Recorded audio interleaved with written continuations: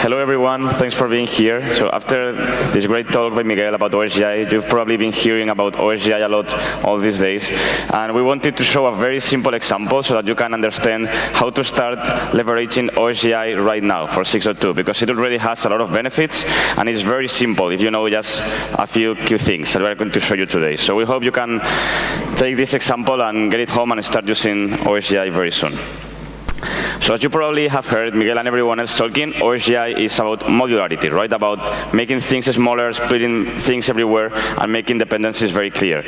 But you may be wondering that, wasn't Liferay already modular? Because in Liferay, when you want to approach a new development, a new project, you can already develop small portlets, and you can do small hooks and small themes, and everything is already modular, right? So you can have things already in small parts.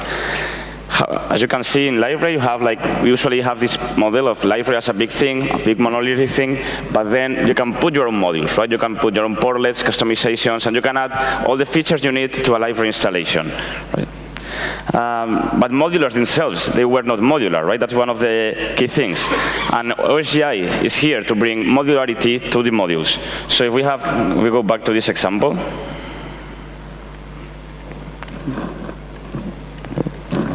What's going on? Oh. Keynote died.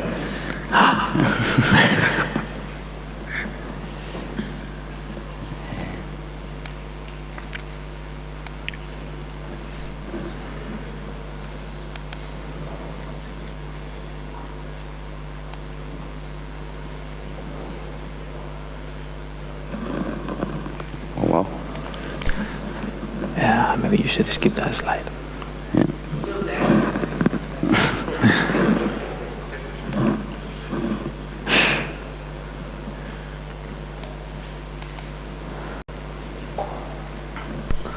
Okay, so going back to this example of modularity. Oh.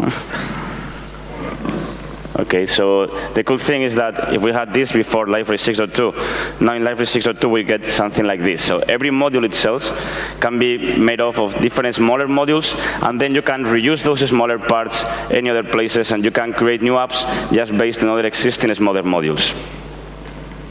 Let's hope it works now. Okay, so this brings us to the concept that Miguel was explaining before of microservices. You can make things which are very small, which have a very small functionality, and then you can reuse that in many different applications, which is something that it was very, very hard to do before with OSGi in Liferay 6.1 or earlier versions. And the very cool thing is that all these microservices can be delivered through the marketplace. So now in the marketplace, you can sell things which are not a full app, they are not an application, they are just a service that can be reused by other applications or other developers. So this opens a whole new possibility, a whole new world of possibilities in our marketplace. And you can, for example, now build an application which is just reusing other existing microservices. You don't even need to code many different things. So we're going to show you today one example of how you can build a very simple OSGi application in 5 minutes, and how easy it is and all the benefits it has. So this example is going to be in GitHub, so if you want to have a look later or just download it, you can just do it anytime you want. And the example is going to be a very simple shipping cost calculator. Okay, so. Yeah, so, well, instead of bringing here and show you a very complex application like OSGi, which is also built on top of this OSGi infrastructure, we decided to show you a simple application which covers this question. So basically, we've created a shipping cost calculator, which is the one you will find in any online shop. Okay, it contains some basic common features, like, for example, obtaining the final price with the item quantity and the price per item.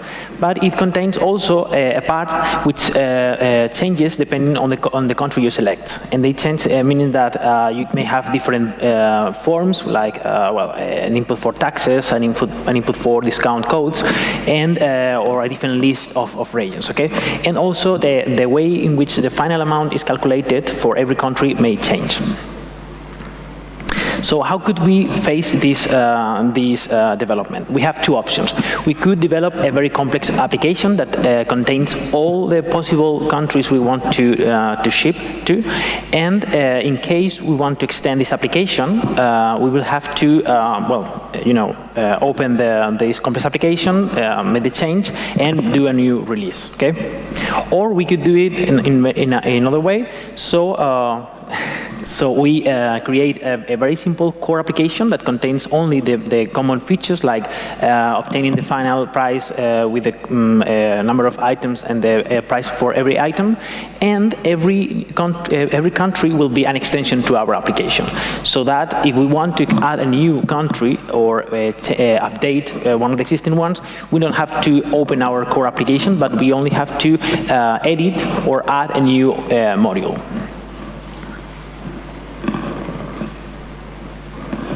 So the very cool thing is that you don't have to wait for the next release of Liferay in order to have all these frameworks for development. All this is already possible in Liferay 6.2, and you don't need to do anything to start using this. There's nothing stopping you from start using this today or tomorrow. And actually, this will be how Liferay 7 will look like. We are starting, as Miguel said, we are starting to move all the monolithic parts of Liferay into its own OSGi modules, so that everything is smaller, it's more reusable, and this will be the future of Liferay 7. And so you will learn this today. You will learn a lot about how Liferay 7 will be architecture and how it will look. So this is very good for you if you want to keep developing for Liferay in Liferay 7. Oh no, again. Okay. Oh. So audience targeting is actually the first app following this approach, and we've been presenting it yesterday. So you probably hear a lot about it. It's all built using all these OSGi patterns. This app is built out of 40 modules, and some of them are reusable by any other app because they are not very specific. They are very generic, as localizing a user by the IP or any other features. So if you want to learn more about it, you can just let us know later, ask us, or you can also look at the code. It's all open source. You can view it in GitHub about how this is built using all the OSGi technology. The cool thing is that we have been working with OSGi for the last year, and for us, we haven't still found any drawback, and we have found many benefits in doing this. Well, the only drawback was we had to learn about it, but once you learn it, it's very cool, and it's all advantages. Because we've realized it improves maintainability. Since things are much smaller, it's much easier to maintain each of those modules. It maximizes reusability, because again, as things are smaller, you can use them in many other places. And sometimes they can even be independent of Liferay. So you can have modules which work for Liferay 6.2, Liferay 7, and all these versions, and even other products. They don't have to be tied to Liferay. It also simplifies a lot the release cycle, because as Eduardo said, we can have smaller modules and you can keep releasing them separately, so you don't need to release your whole app at the same time, which makes things much simpler. And also, as we said before, you can sell your microservices in the marketplace, so this gives new market opportunities. This is a very typical example of how the releases look for a big product. For example, Liferay. Every time we add new features, the app becomes more and more complex. So our releases become more and more complex with every release we have to make. And this is something we've been facing for a lot of years, and we realized we had to stop this, because every time we try to release a new version, it's more complex. There are more issues we have to consider and more things to pack. However, with OSGi, we want to achieve something like this. So we have a core which is very simple and very stable and doesn't really need a lot of changes in every release, so we almost can release the same core every time. And however, if we want to provide new features, we just need to release new modules or extensions to those modules or new versions of those modules, and the release cycle can be independent and it's much easier to manage. So this is what we want to do with Liferay. And the same thing, the good thing is that you can apply this paradigm also to your plugins or to your projects, and it's very simple and it has a lot of benefits. So well, so far all are advantages, but you may be wondering, okay, what happens if I don't have any idea of OSGi? How many of you have ever worked with OSGi, or how many of you can develop OSGi plugins? And for those of you who can create OSGi plugins with Liferay? Okay. 1, 2, yeah, already, for sure. So, well, no problem, because today we want to provide an example that you can take as a reference for creating very quickly OSGi plugins in Liferay. So we will, through this example, you will learn how to use the Liferay SDK to create this kind of plugins. And so so you can extend them in a whole deploy way with new extensions based on OSGi. So well, we are going to show you how our application looks like, okay?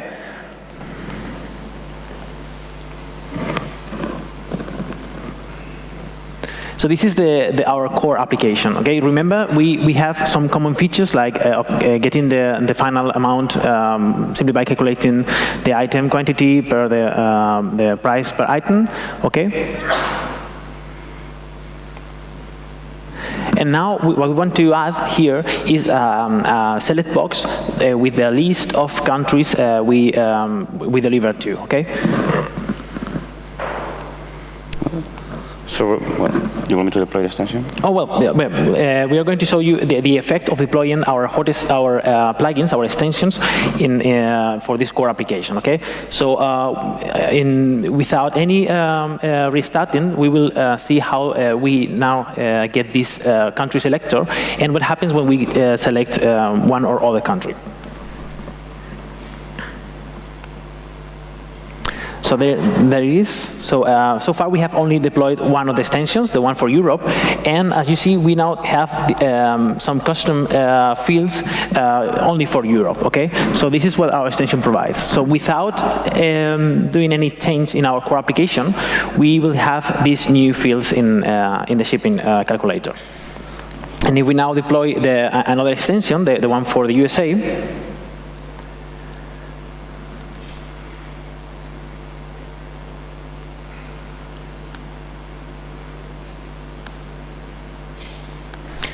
So you now have it also on this list, okay? As you see, we are extending our application without any restarting, and for every country we have completely different fields and a completely different way of obtaining the final cost. Now this is what we have achieved. Now we are going to show you how to do it. Okay, so to achieve this, we needed basically two services. One extension registry to have all our extension plugins listed, and also, of course, a number of extensions. For this example, we decided to add only two, one for Europe and one for the USA. When we talk about services, this is not the classic meaning of services in Liferay. It's not persistent services. We are talking about OSGi services, which are basically an API or an interface defining a contract and one or more implementation of that interface. So, for example, we are going to show you the shipping extension interface.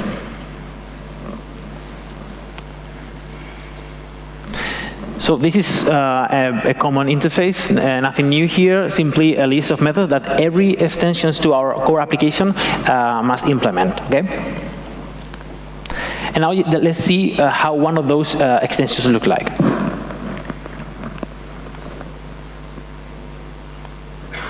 So most of this code is will be well known for you. Is basically we are just implementing those methods. But look at the annotation at the top of this class. Okay, through this annotation we are declaring that this class is an implementation of the shipping extension service. Okay, so this will tell the OSGi container, okay, hi, I am a shipping extension. Okay, so it will be registered as a service of this type.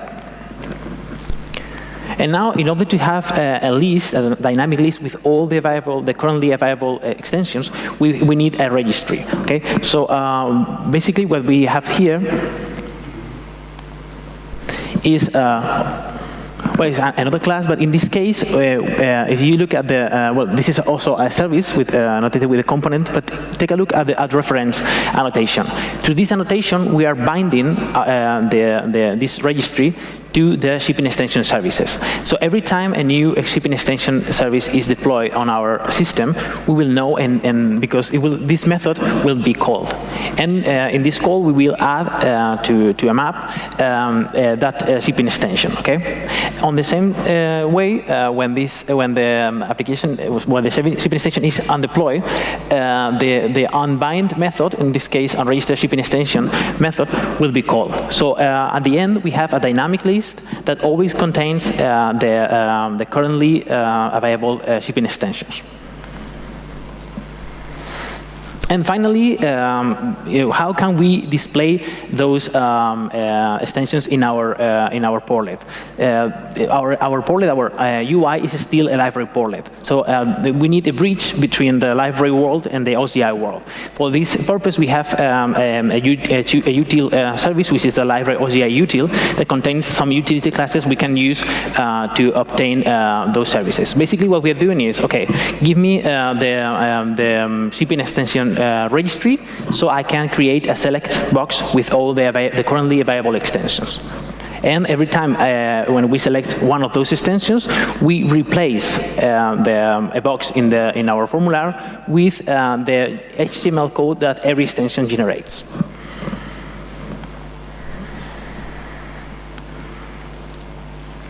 One of the cool things with OSGi, Julio has mentioned, is how we handle dependencies. As you may think, we cannot deploy the extensions if the core application itself is not deployed. So those kinds of dependencies can be defined through BND files. Okay, those BND files basically declares the dependencies with any Java class or any Java package that is used by the OSGi module. They are most of them can be automatically calculated by our tools, but in some cases you have to explicitly indicate which dependencies you have. Well, this is an example. So, for example, this is the BND of the API. In this case, this API doesn't have any dependency, but it declares that some packages that are exposed so that other modules can use them. In this case, the shipping extensions. And this is the BND of one of the this is the. Oh, this is the BND of one of the extensions. In this case, we don't need to add the dependency explicitly because it would be calculated dynamically. And this one, and this other, you are added manually because these ones cannot be automatically imported. So you can always add it if you are not sure. It's okay.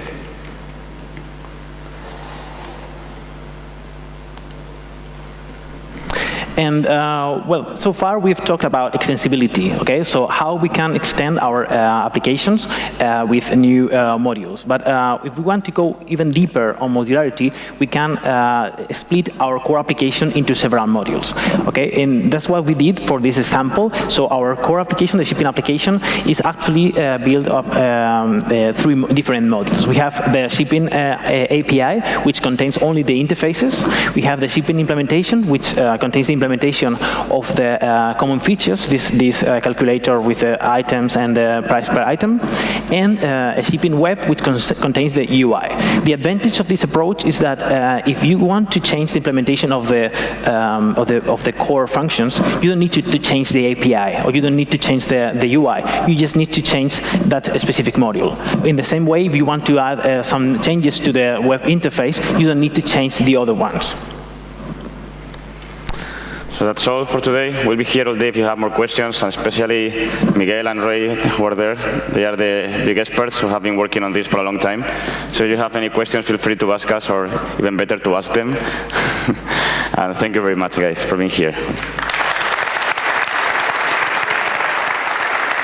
Any questions?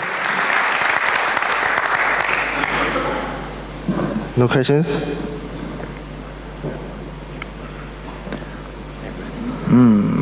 No questions at all.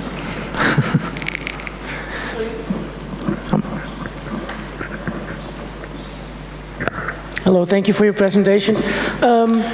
So these samples are available on the GitHub site? Yeah, so the example, the shipping cost calculator, let me, just in case it breaks again. The shipping cost calculator, this example is here. It's in GitHub. Yeah. Well, And actually, audience targeting is also following the same approach, but it's much more complex app. So we didn't want to use that one because it's more complicated, and you may focus on other difficulties of the project. This one is just focusing on the OSGi interdependency and modularity aspect. So this is a very simple example. The one we just did is here. We have moved it to, well, you will find it here for sure, but we have also moved it to the Liferay Labs repository, which is a repository where we have several examples of Liferay code, okay? So you can find it there too. Okay, thanks.